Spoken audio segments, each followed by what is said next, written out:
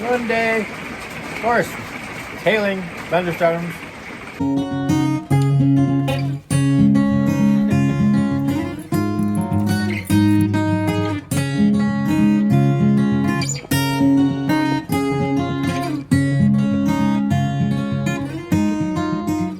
The Powderface Trail, part of my long run Saturday. And this video we're going to talk a little bit about bears. And we'll carry on the conversation next week. And then we'll show you a trail called Tito's Needle Trail, TNT Trail, out by Millerville. And training, I'm going to show you what I was trying to learn on the trail. And we're also going to give you a safety plug as well. So let's go check those out. Going well in between thunderstorms and hailstorms. Looking for that blue sky there up there to come out and bless me.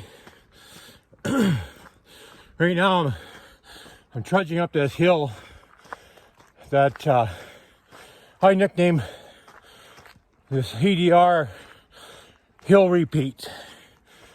And if you ever run between Flood and Grand, you'll get on the power line, goes all the way down, and the whole time you're going down, you're gonna look at the up, because that's where you're gonna go in a minute. But another thing I thought I'd share with you, you're gonna end up on, because you're a completer, you are gonna get up on Hamel. And Hamel has a zigzag all the way to the top. And you can see your route and the runners ahead of you, an hour ahead of you. And you're gonna be pulling it, rhythming up that hill. But what you don't wanna do, or I don't, is drop down into what's called sleepy state. So what's that? Dale, I've never heard that. I don't know, but my aerobic threshold is 131 beats. 32, somewhere around in there. And that's tested. And I know when I'm there, but sometimes on a hill like this, I might just lag back a little bit. And I need to assess my rate of perceived effort and then check my heart rate. See there? 129. I'm below my aerobic threshold, and I know if I drop down a couple more beats, I go sleepy. No, not mentally, but my legs feel like they're heavy, and I feel fatigued, and I need to curl up. I think the body's thinking I'm quitting right about now. Where actually, with the amount of effort I put out to get up here, that heart rate should be at 131 or higher. So maybe I have to push a little harder. So on the way up Hamel, you want to make sure you're not leaving anything behind. Check your rate of perceived effort. If you're wearing a heart rate monitor, check it. And if you need to push a little harder, even though your body says, no, no, no. Yes, you do. And guess what? You'll feel like $1 million as soon as you get that heart rate up another 5-10 beats. I know I did. That's my lesson that I'm learning today on my training. See what it goes. Hey, fellow runners. You know, there's a lot to be concerned about when you're out there running an ultra training. Even the races like Signature Sports or any other ultra, they have your safety. It's paramount for sure. You know, the 700 runners or whatever that's going to be out there for that day, 24/7. That's a big task. But you know what? Ultimately, our own personal safety comes down to me and me alone.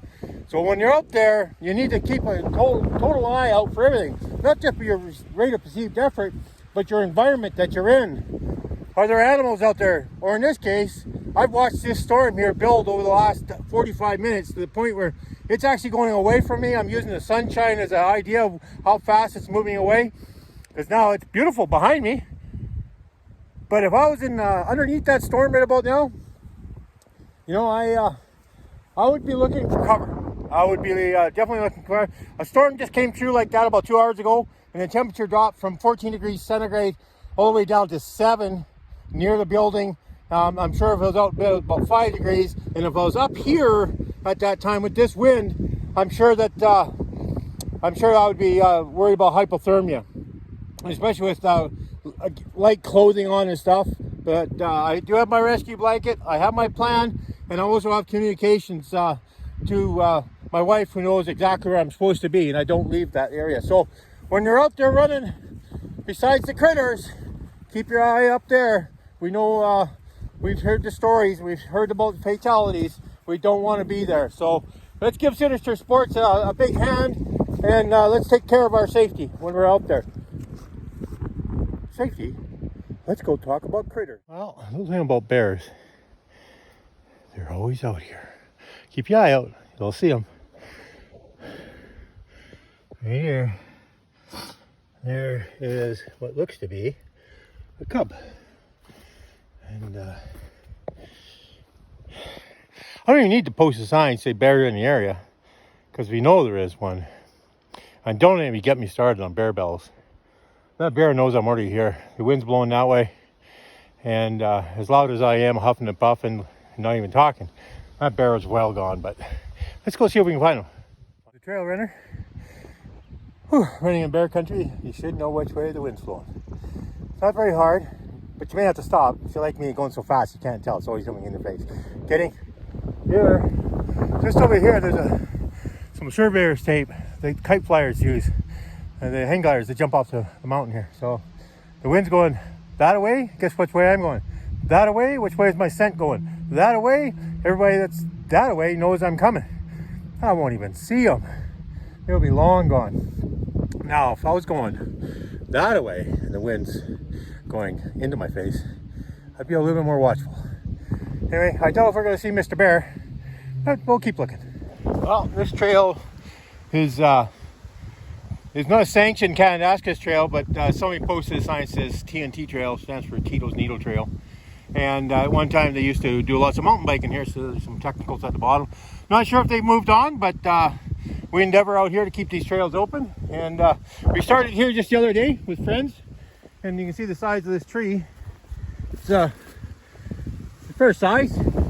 It was always in my way when I come down here, and we spent yesterday with friends clearing this out. So here, enjoy Tito's, part of Tito's Needle Trail, going on the downhill.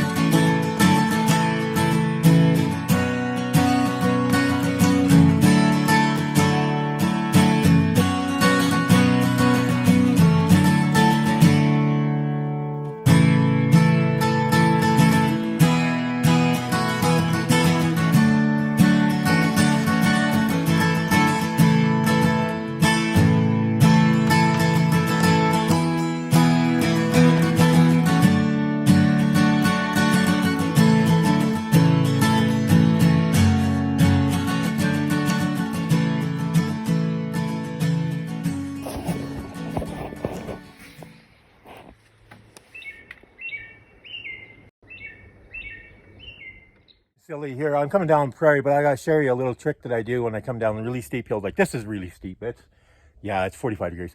But when you're coming down a hill, always wear gloves. Always got my safe glass on too. Practicing safe running. When you go down a hill, if there's a tree, I don't care how big it is, put it in line with yourself, because that's what, when I go out of control, that's what's going to stop me. Trees are our friend. Little trick. See you there.